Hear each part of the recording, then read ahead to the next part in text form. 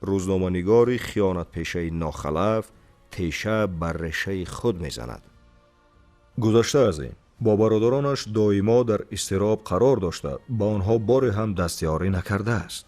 برادرش الهام سلیمов در صفحه فیسبوک خود نسبت رفتار و کردار و عملهای بدکردارانه و اغواگرانه او نوشته است: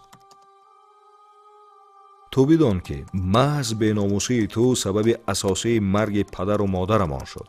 بیا یک مرتبه تحلیل میکنیم که برند میرزای سلیمپور به خاندان ما شخصا به من و وطنمان تاجیکستان چی سود یا زیان آورده است؟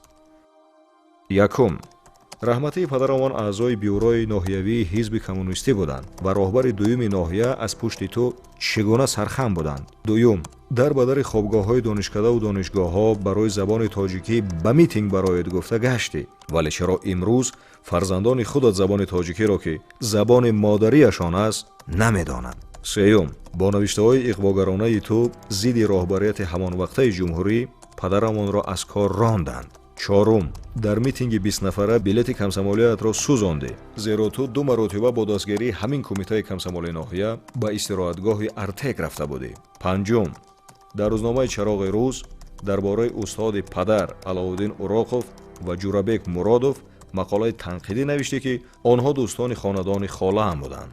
ششم، ماه یکم خانه‌دارشویت در پیش همه ما به مادرمان گفتی که من زنم را برای شستن لباس شما نگرفتم.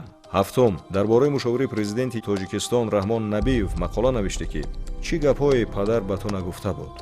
هشتم، در وقت پیدا شدن دو میدان نوشته که مردم کلاب در دست شعار نیست باد اسلام را دارند، حالان که این شعار نبود. دروغ نوشته، یعنی دو میدان را با هم شورانده، 200,000 نفر قربان شد. چرا امروز درباره این عملت نمی نویسی که با اغوای من 200,000 نفر کشته شدند؟